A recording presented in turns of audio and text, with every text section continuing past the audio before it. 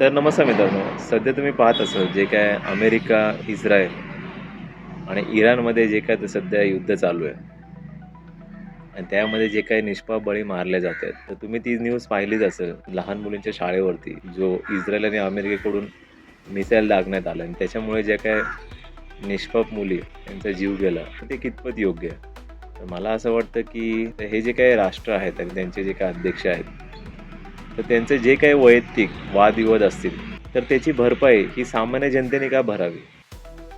तुमचा वैयक्तिक राग असेल, तुम्ही डिप्लोमॅसी थ्रू सॉल्व्ह केलं पाहिजे.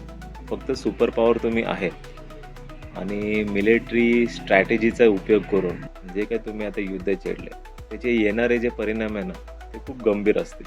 कारण की आता बघायला जर गेलं, तर तुम्ही रिॲलिटी बघा. इराणमध्ये आता जे काय शिया मुस्लिम आहे, त्यांचा जो काही नेता आहे तो हरपलेला आहे आणि त्याचं सूड हे आज ना उद्या कुठे ना कुठेतरी आपल्याला बघायला हे मिळणारच आहे. 100% आणि यामध्ये जो जीव जाणार आहे ना, तो सामान्य जनतेचाच जाणार आहे. तर तुम्ही पास्टमध्ये पाहिलंच असेल 9/11 म्हणजे जे वर्ल्ड ट्रेड सेंटरवरती हमला झाला होता. तो कशामुळे झाला होता? हेच आपापसातले विवाद. तर याचा थोडा अंदाज सामान्य जनतेने घेतला पाहिजे. आपण ज्या लोकांना निवडून देतो, त्यांना राष्ट्राध्यक्ष बनवतो किंवा पंतप्रधान बनवतो. तर कधीतरी थोडासा विचार करा, की अशा लोकांची खरंच लायकी आहे का तिकडे बसण्याची आणि एखादा देश चालवण्याची? डोनाल्ड ट्रम्प बघायला गेलं तर हा एक बिझनेसमॅन आहे. He is not a real politician. आणि एक बिझनेसमॅन पॉलिटिकली बघायला गेलं तर कधीच व्यवस्थित डिसिजन घेऊ नाही शकत. कारण की तो मुळात बिझनेसमॅन असतो. तो प्रॉफिटचा विचार करतो, जनतेचा विचार करत नाही. तुम्ही डोनाल्ड ट्रम्पच्या पहिले पण बघा, तुम्ही बराक ओबामा बघा किंवा तुम्ही जो बायडन बघा.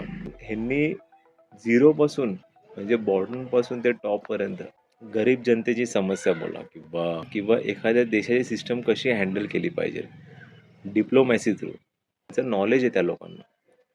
तसं डोनाल्ड ट्रम्पचं काही नाही आहे. डोनाल्ड ट्रम्पने आता तुम्ही बघा, डोनाल्ड ट्रम्पने फर्स्ट ऑफ ऑल एप्स्टीन फाईलमध्ये त्याचं नाव आलं आहे आणि दुसरी गोष्ट म्हणजे डोनाल्ड ट्रम्पने आता व्हेनेझुएलावरती हमला केला.